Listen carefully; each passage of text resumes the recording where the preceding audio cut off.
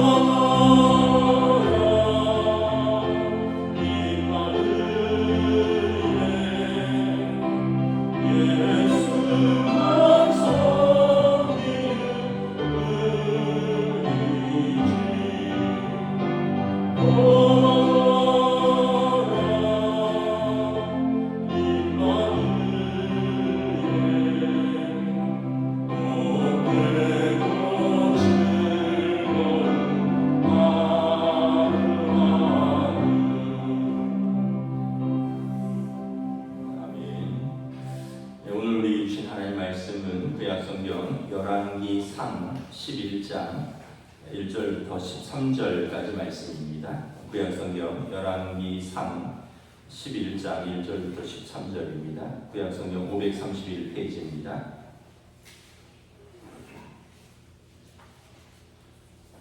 다 찾으신 줄 알고 저희 분들이 한 절씩 교도하도록 하겠습니다. 열왕기 3 11장 1절부터 13절입니다.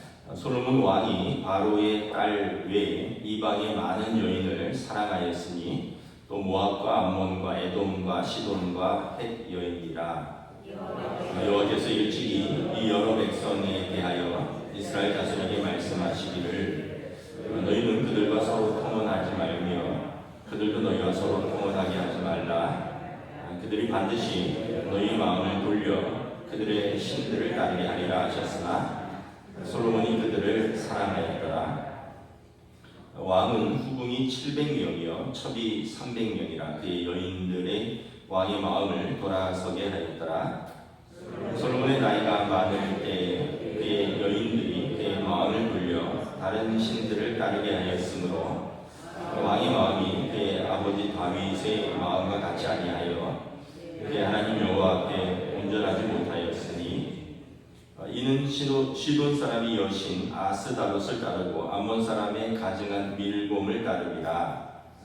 솔로몬이 여호와의 눈 앞에서 악을 행하여 그의 아버지 다윗이 여호와를 온전히 따름같이 따르지 아니하고 모압에 가증한 그모스를 위하여 예루살렘 앞 산에 산당을 지었고 또 암몬 자손의 가증한 몰록을 위하여 그와 같이 하였으며 그가 또 그의 이방 여인들을 위하여 다 그와 같이 한지라. 그들이 자기의 신들에게 분향하며 제사하였더라. 솔로몬이 마음을 돌려 이스라엘의 하나님 여호와를 떠남으로 여호와께서 그에게 진노하시니라. 여호와께서 일찍이 두 번이나 그에게 나타나시고 이 일에 대하여 명령하사 다른 신을 따르지 말라 하셨으나 그가 여호와의 명령을 지키지 아니하였으므로 여호와께서 솔로몬에게 말씀하시되 내게 이러한 일이 있었고 또 내가 내 언약과 내가 내게 명령한 법도를 지키지 아니하였으니 내가 반드시 이 나라를 내게서 빼앗아 내 신하에게 주리라. 그러나 내 아버지 다윗을 위하여 내 세대는 이 일을 행하지 아니하고 내 아들의 손에서 빼앗으려니와 함께 있습니다. 오직 내가 이 나라를 다 빼앗지 아니하고 내 종 다윗과 내가 택한 예루살렘을 위하여 한 지파를 내 아들에게 주리라 하셨더라. 아멘. 할렐루야. 네, 오늘 수요일 예배, 토요 새벽 기도에 나오신 우리 성도들을 주님의 이름으로 환영하고 축복합니다. 우리 서로 한번 인사하겠습니다. 한 주간 평안하셨습니까?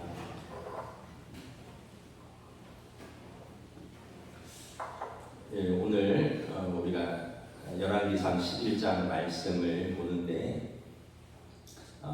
그 당시 솔로몬 시대의 말씀이기도 하지만 오늘 이 시대와 너무나 잘 맞아 떨어지는 말씀이 아닌가 이런 생각을 해봅니다. 먼저는 가정이 영적으로 하나 되지 못할 때 어떠한 일들이 벌어지는가라는 것입니다. 1절에 보면 솔로몬이 결혼 동맹을 맺습니다.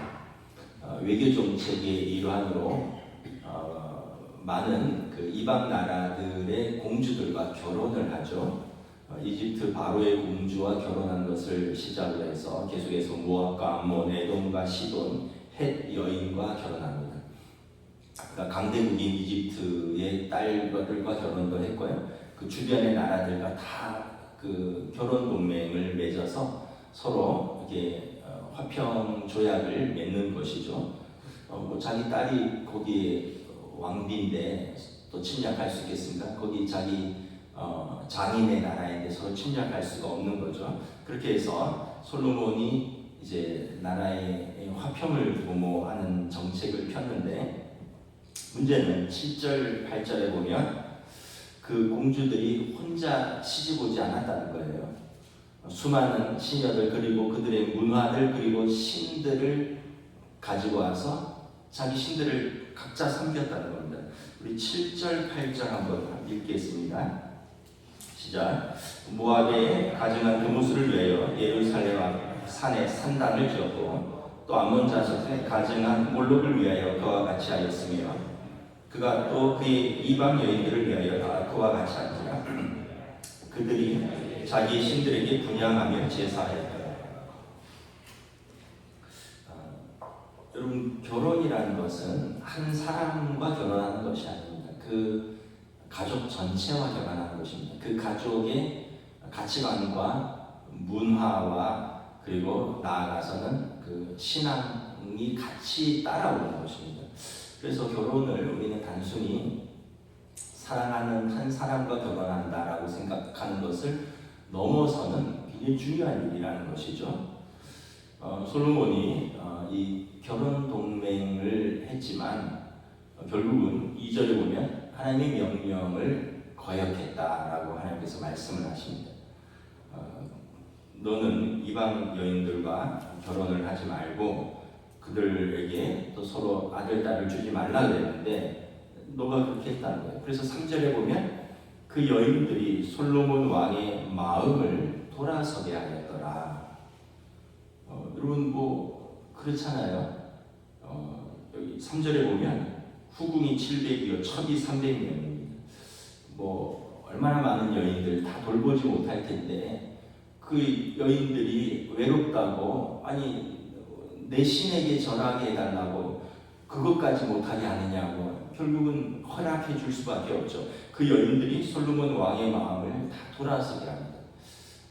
이스라엘은 하나님을 섬기는 나라고 이스라엘의 왕은 그 백성을 대표하여 하나님을 앞에 서고 또 하나님의 뜻으로 그 나라를 통치하는 왕인데 그 왕이 먼저 그 원칙과 마음이 허물어졌다는 거예요. 그래서 5절에 보면 시돈 사람의 여신 아스다로 고대 근동의 번영과 풍요를 주관하는 여신입니다. 또 밀공 아몬 사람의 가증한 밀공 몰록이라고도 하고 밀곰이라고도 하는데 여기는 인신공양을 하는 종교입니다. 어린 아들이나 딸을 불에 던지는 그런 어떤 종교 의식이 있습니다. 그 다음에 그모스 모압 족속이 믿는 전쟁의 신. 그 번영과 풍요와 또 전쟁에서 이기기 위해서 각 나라들이 그런 어떤 자기 신들 더 나아가서는 하나님을 모를 뿐만 아니라 사람을 희생하는 그런 도덕적으로도 타락한 이 문화와 신들이 이스라엘에 깊이 들어왔다는 거예요.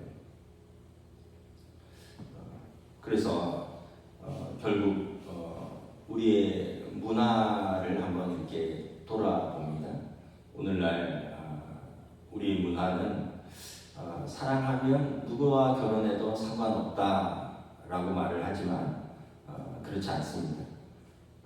잘못된 사람과 사랑에 빠지는 것도 가능하고 그리고 결혼은 영혼의 동반자입니다. 영적인 요소를 고려해야 되고 신중하게 결정해야 되고 그리고 신중하게 결정했다면 헌신해야 되는데 이 시대는 뜨거운 사랑의 감정을 제일 앞세우고 있다는 것입니다. 경건한 가정의 가장 중요한 부분은 뭐냐면 경건한 배우자를 찾아서 결혼하는 일입니다. 말씀하신 대로 제가 말씀드린 대로 한 사람하고 결혼하는 것이 아니라 우리의 삶의 가치와 신념과 지대한 영향을 미치고 나중에 우리 자녀들에게 영구한 영향을 미치기 때문에 누구와 결혼하느냐는 것은 아주 중요한 문제라는 것입니다. 몇 번 말씀드린 것 같은데 예전에 LG 패션 신우회를 한 7, 8년 정도 했었는데 거기에 이제 남편만 신앙생활을 하는 분들, 아내만 신앙생활을 하는 분들 이런 분들이 꽤 있어요. 이분들의 고민은 뭐냐 하면 가족이 함께 신앙생활을 하지 못하는 것이 너무 고통스럽다는 거예요.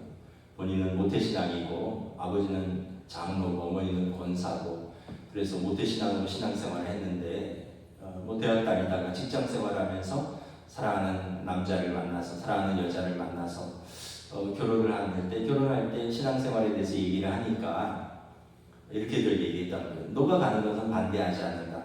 나에게 강요하지는 마라. 너가 하는 것에 대해서 나는 반대하지 않는다. 그래서 결혼을 했고 실제로 그렇게 했다라는 거예요. 근데 이제 아이가 태어났고 이제 아이가 어렸을 때는 엄마 따라다녔죠. 엄마가 안 믿으면 어려서부터 아이는 교회 나올 확률이 적습니다. 근데 엄마가 믿으면 아빠가 안 믿고 엄마가 믿으면 어렸을 때는 엄마를 따라와요. 근데 이제 문제가 뭐냐면 아이가 이제 조금 커서 초등학교 한 5학년 되고 사춘기가 오면 이제는 아이가 엄마 따라가려고 하지 않는다는 거예요. 왜냐하면 주일날 뭐 늦게까지 토요일날 TV 보고 게임하고 이러다가 주일날 늦게 일어나는데 엄마 따라 교회 가는 게 힘든 거죠. 그래서 보니까 아빠는 교회 안 가는 거예요. 그래서 아빠한테 얘기합니다. 아빠 나도 교회 안 갈래. 더 자고 싶어. 아빠가 엄마한테 얘기하는 거예요. 내가 결혼할 때 약속했잖아. 너만 가라고. 우리한테 강요하지 말라고. 우리 아들한테 강요하지 말라고. 우리 아이는 스스로 선택할 수 있도록 놔도 너만 가라니까. 그렇게 이야기를 한다는 거예요. 결국은 아이가 좀 크면 아이도 떨어져요. 그래서 결국은 아빠 혼자, 엄마 혼자 신앙생활을 하는데 너무 괴로운 거죠. 자기는 모태신앙이고 신앙의 가정에서 자라는데 자기 가족은 그렇게 하지 못하니까, 영적으로 하나 되지 못하니까, 여러분 이게 보통 문제가 아니냐 하면 일주일에 하루입니다. 1년에 365일 중에 52일이에요. 일주일에 하루를 매일 마음이 상한 거예요. 매주 갈등이 있는 거예요. 그러다가 어떤 뭐 집안에 행사가 있다거나 아니면 날씨가 좋다거나 가족 여행을 간다거나 뭐 이러면 어쩔 수 없이 합류해야 되죠. 왜냐하면 혼자서 매일 교회 같은 게 미안하거든요. 그런데 이런 좋은 날에 또 이런 일이 있는데 가족이 오늘은 너가 양보해야지. 결국은 그렇게 해서 수년 또는 10년 이상을 사는데 너무 힘들다, 이런 고백을 저는 많이 들었습니다. 이게 또 남의 일이 아니라 아마 여러분들의 가정의 일일 수도 있고 여러분들의 자녀의 가정의 일일 수도 있습니다. 그래서 여러분, 우리가 아직 자녀를 출가시키지 않았다면, 또 어린 손자 손녀들이 또 자라나서 우리 할아버지 할머니들이 영향력을 미칠 수 있다면, 여러분들이 우리의 사명이 무엇인가를 다시 한번 생각을 해보아야 합니다. 솔로몬 때는 이제 실패를 했습니다. 4절 한번 읽도록 하겠습니다. 시작. 솔로몬이 나이가 많을 때 그의 여인들이 그의 마음을 돌려 다른 신들을 따르게 하였으므로 왕의 마음이 그의 아버지 다윗의 마음과 같이 아니하여 그의 하나님 여호와 앞에 온전하지 못하였습니다. 6절 가운데 읽겠습니다. 시작. 솔로몬이 여호와의 눈앞에서 악을 행하여 그의 아버지 다윗이 여호와를 온전히 따름같이 따르지 아니하여. 두 번에 걸쳐서 솔로몬에 대한 평가입니다. 그 아버지 다윗의 마음과 같이 아니하였다. 다윗은 하나님 마음에 합한 사람인데 그 아들은 이제 아버지 다윗과 다른 길로 갔다는 것입니다. 그래서 4절에 보면 여호와 앞에 온전하지 않았고 6절에 보면 하나님 보시기에 악하다라고 평가를 하는 것입니다. 아버지는 하나님 마음에 합한 사람인데 그 아들 때에 가서는 하나님 보시기에 악하다, 이렇게 되는 것입니다. 한 세대 만에 믿음이 무너졌습니다. 제가 어떤 방송에서 대한민국의 출산율을 가지고 패널들이 토론하는 것을 보았습니다. 대한민국의 두 가지 위기인데 하나는 출산율입니다. 이거 이제 국가적인 위기고 사회적인 위기죠. 0.72명인가 아시죠? 0.72명. 0.72명이라는 숫자는 100명의 엄마가 있으면 아이가 72명 태어난다는 거예요. 한 세대에 한 30명 정도가 줄는 겁니다. 그러면 그 다음 세대는 어떻게 되느냐? 0.72가 그대로 유지된다고 가정할 때, 그럼 우리는 72명, 뭐 대충 계산하기 좋게 70명 정도로 잡고, 다음 세대는 곱하기 0.7하면 한 49명, 50명 되느냐? 그렇지 않다는 거예요.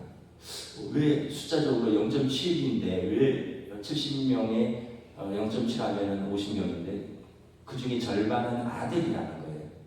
절반이 딸이라는 거예요. 그래서 72명 중에 엄마가 될 사람들은 35, 6명이에요. 그리고 거기에 0.72를 곱해야 된다는 거예요. 그러면 다음 세대는 25명 출산이라는 거예요. 그러니까 여러분 100명의 엄마가 있었는데 한 세대가 지나면 72명이 되고 그 다음 세대가 되면 26명이 되는 겁니다. 근데 이것도 틀렸대요. 왜 그러냐면 아빠가 100명이 있기 때문에 그렇다는 거예요. 그러니까 200명이 72명이 됐다가 그 다음 세대는 26명이 되는 거예요. 여러분 두 세대 만에 거의 10% 수준이 되는 거예요. 그래서 국가적인 재앙이라는 거예요. 저 깜짝 놀랐어요.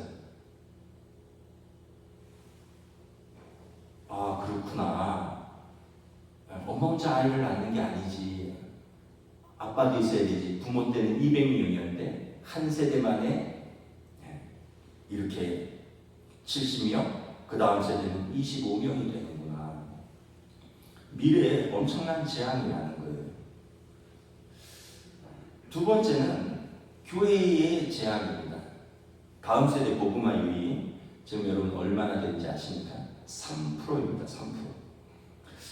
3%면 이스라엘에서 메시아닉 유대인들이라고 이스라엘에서 예수를 믿는 유대인들의 복음화율이 5%입니다. 그러니까 우리 사회에는 이스라엘보다 예수 믿는 아이들이 적은 거예요. 이제는 이스라엘에서 여러분 예수 믿는 사람들은 굉장히 소수고 핍박받고 있거든요. 그들은 아직 메시아가 오지 않았다는데 우리 사회는 그보다도 2%가 적다는 거예요. 그래서 이거를 제가 좀 생각을 해봤어요. 저희 때는 한 20%가 기독교인이었습니다.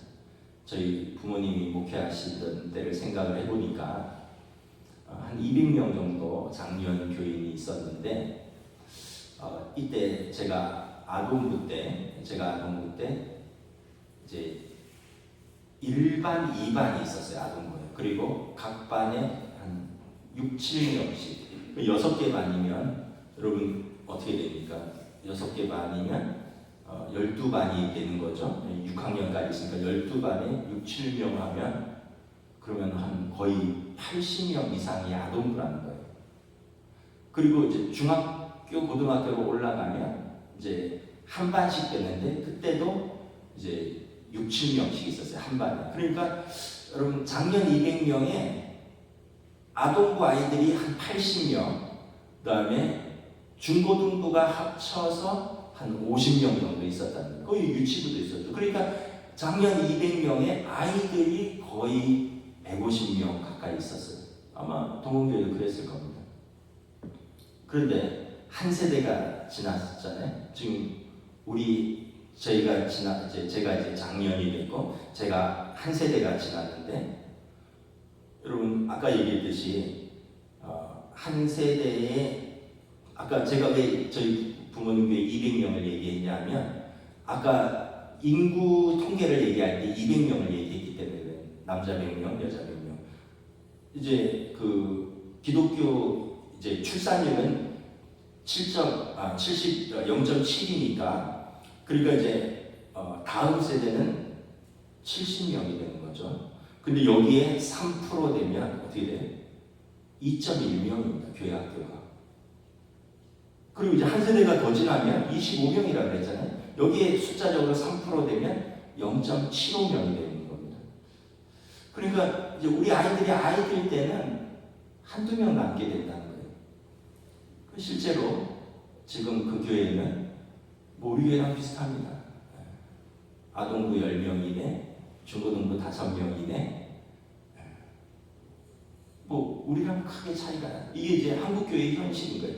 대한민국의 우리가 자꾸 어떻게 보면 우리가 옛날을 추억하는데 이 시대의 출산율, 이 시대의 복음화율의 수치적인 통계랍니다. 제가 이제 5월 가정의 달에 이걸 파워포인트로 만들어서 숫자적으로 이렇게 좀 보면서 이렇게 한번 이 부분을 좀 설교를 할 생각이 있습니다. 우리가 정신 차리고 자녀들에게 복음을 전해야 될 이유입니다. 그러려면 첫 번째는 믿음의 배우자 자들과 결혼을 해야 돼요. 이게 여러분 믿음의 가정의 출발입니다. 두 번째는 자녀들을 부모가 케어를 해야 돼요. 부모가 자녀들을 같이 데리고 신앙생활을 해야 돼요.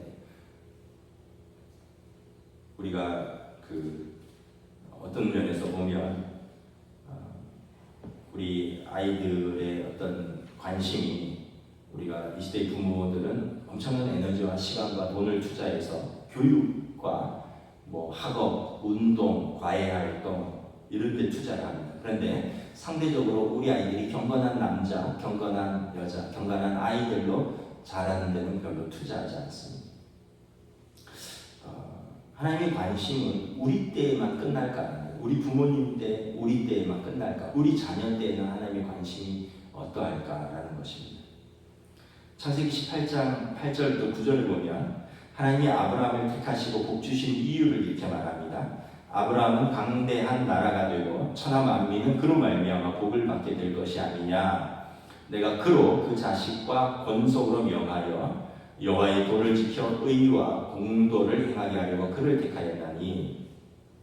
하나님이 아브라함을 택하시고 복주신 이유는 아브라함뿐만 아니라 그의 자녀들을 아브라함이 의의 길로 훈련시켜서 그와 그의 자식과 그의 권속들이 하나님 앞에서 의와 공도의 길을 걸어가기를 원하셔서 아브라함을 택하시고 그에게 복 주셨다는 거예요. 하나님의 관심은 우리뿐만 아니라 우리의 자녀들이 주님과 동행하기를 원하신다는 거예요. 그럴 때 하나님이 그들에게도 동일하게 복을 주시기를 원하신다는 것입니다. 그래서 우리가 세대 통합 예배를 중요하게 여기는 이유는 뭐냐면 특별히 더 좋은 프로그램이라서라기보다는 자녀들이 부모랑 같이 오는 연습을 하는 겁니다. 자녀들이 부모와 같이 앉아있는 연습을 하는 거예요.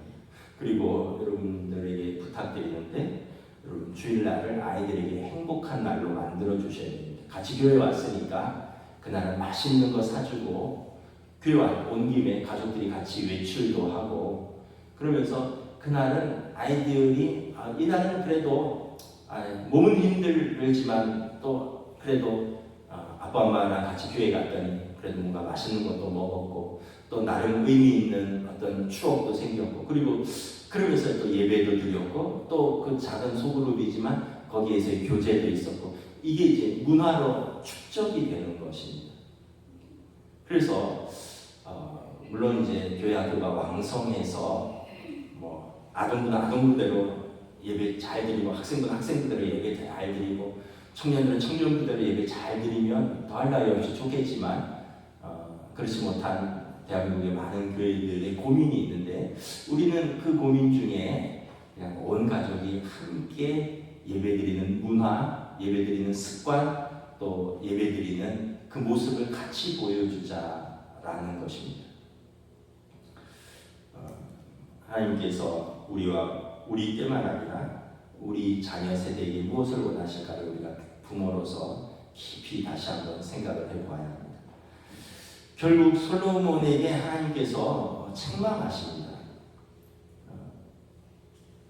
뭐라고 책망하시냐면 9절에 보면 솔로몬이 마음을 돌려서 이스라엘 하나님 여호와를 떠남으로 여호와께서 그에게 진노하시니라. 여호와께서 일찍이 2번이나 그에게 나타나시지 않았느냐.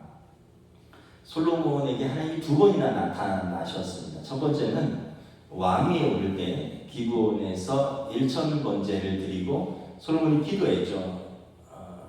무엇을 원하느냐 했더니 좀은 아이라 출입할 줄 알지 못한 아이다. 이 백성은 많으니 내가 선과 악을 분별할 수 있는 지혜를 주셔서 내가 이 백성들의 마음 이야기를 듣고 재판할 수 있는 지혜를 주십시오. 하나님께서 기뻐하셨죠.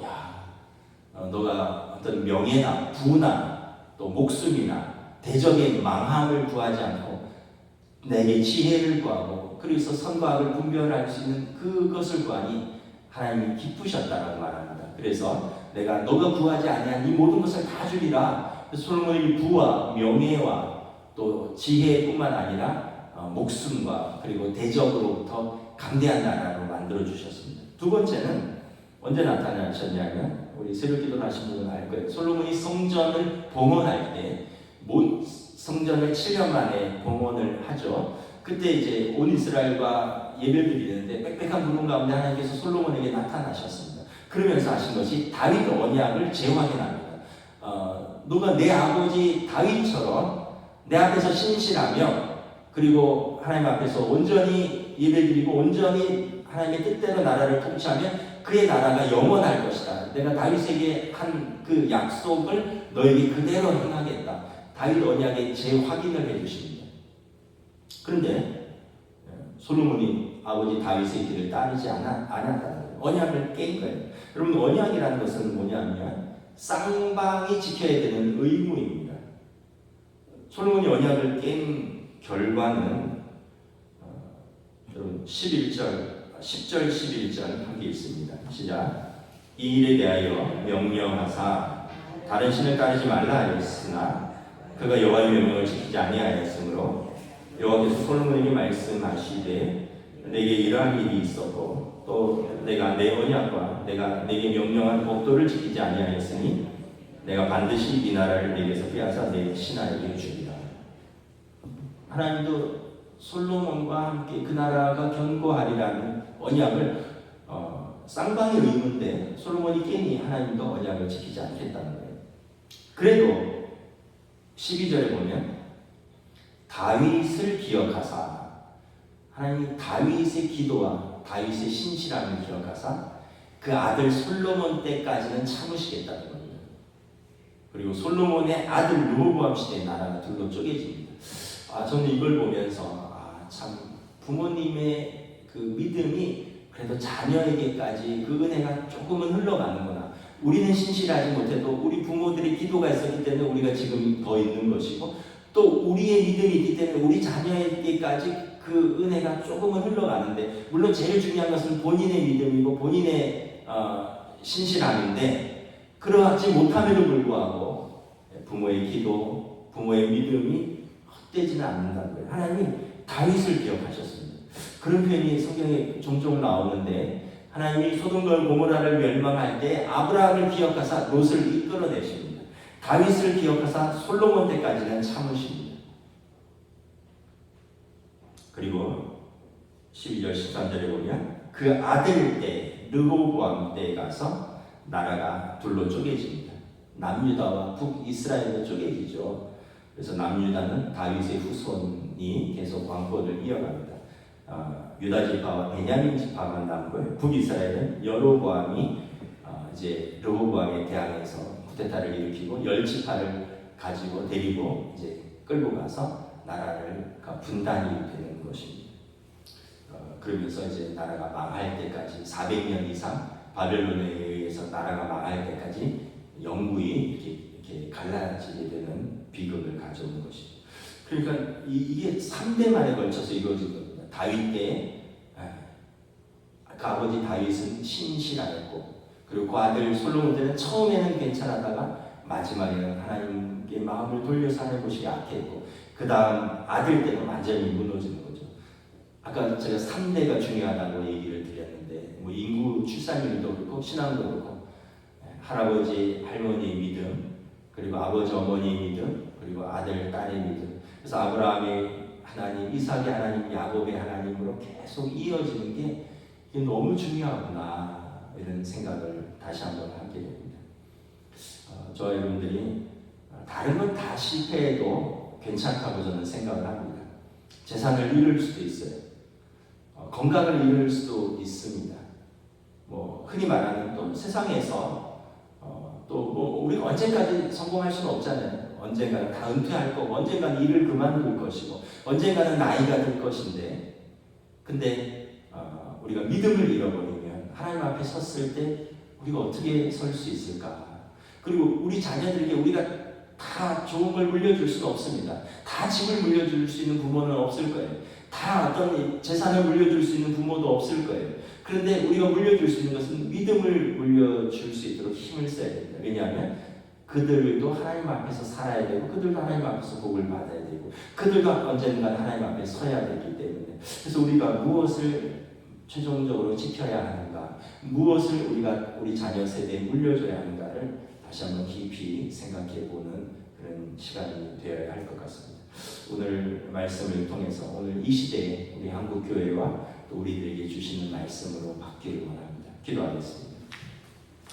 우리 시간 우리 가정을 위해서 또 우리 한국교회를 위해서 또 재앙적인 수준의 한국 사회의 또 출산율을 위해서 우리가 나라와 민족과 교회와 우리 가정을 위해서 우리 이 시간 함께 합심해서 기도하겠습니다. 하나님의 은혜를 감사합니다. 이 새벽에 우리가 하나님 앞에 나와 하나님의 말씀을 통하여 또 우리 자신을 돌아보고 또 우리 가정을 위해 기도 또 우리 교회와 한국교회를 위하여 우리가 마음을 쏟고 기도하고 더 나아가 이 나라의 민족을 위하여 우리의 연약함과 부족함을 돌이켜 우리 부모님 세대의 눈물의 기도와 헌신 가운데 하나님의 재단을 은혜 주셔, 복 주셔, 전 세계 가운데 유례없는 한국교회의 부흥과 그 역사가 있어서 이제 점점 우리가 솔로몬처럼 나라는 부강해지고 번영을 이루었는데 우리 마음을 돌려서 하나님 앞을 떠나 우리 자녀를 하나님 앞을 떠나는 결과적으로 우리가 언약을 온전히 지키지 못하는 그로 말미암은 이 시대의 모습과 우리 한국교회의 모습을 우리가 다시 한번 목도하게 되는 것을 하니까 겸손히 우리 자신을 돌아보게 하시고 정직하게 우리 가정을 믿음 앞에 세워볼 수 있게 나가서 우리가 한국교회를 위하여 중보하고 우리 교회가 이 시대 속에서 우리가 어떻게 믿음을 전수할 것인가 고민하고 또 힘써야 할 것은 무엇인가를 돌아보게 하여 주시고 하나님의 은혜를 가져 주시고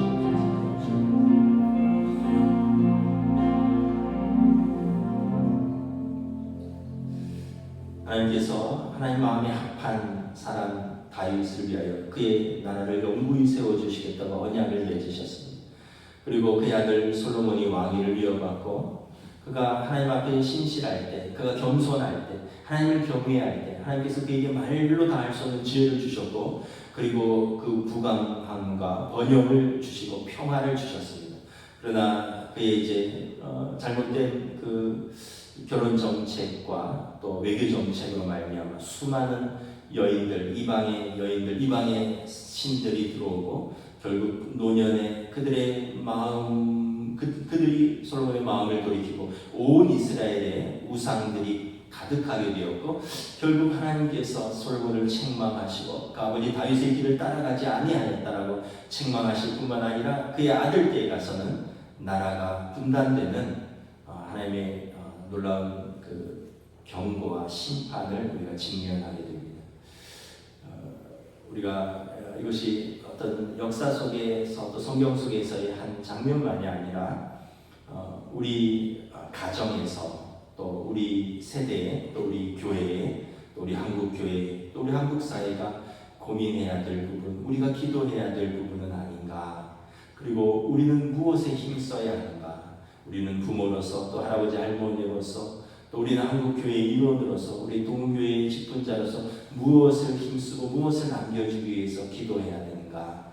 우리가 다시 한번 깊이 또 고민하며 또 하나님 앞에 무릎 꿇으며 하나님의 은혜와 긍휼을 구하고 힘쓸 수 있기를 원합니다. 그럴 때 하나님께서 은혜를 부어주시고 한 사람 한 사람을 세워주시고 우리들의 자녀들의 마음을 붙들어주시고 그리하여 우리들의 가정들이 믿음으로 서고 나아가서 우리의 다음 세대가 하나님 앞에 하나님을 경외하며 그들이 의와 공도로 살아가는 하나님의 백성이 될 줄로 믿습니다. 우리의 힘으로는 어렵고 또 우리의 이 시대의 문화의 영향으로는 우리가 스스로 지키기가 어렵습니다. 하나님께서 은혜를 주셔야 되고 우리들이 결단해야 될 줄 믿습니다. 하나님 은혜 베풀어 주시고 성령님 역사하여 주시옵소서. 감사를 드리오며 우리 주 예수 그리스도 이름으로 기도드리옵나이다. 아멘. 하늘에 계신 우리 아버지의 이름을 거룩하게 하시며 아버지의 나라가 오게 하시며 아버지의 뜻이 하늘에서와 같이 땅에서도 이루어지게 하소서. 오늘 우리에게 일용할 양식을 주시고 우리가 우리에게 잘못한 사람을 용서하여 준 것 같이 우리 죄를 용서하여 주시고 우리를 시험에 빠지지 않게 하시고 악에서 구하소서. 나라와 권능과 영광이 영원히 아버지의 것입니다.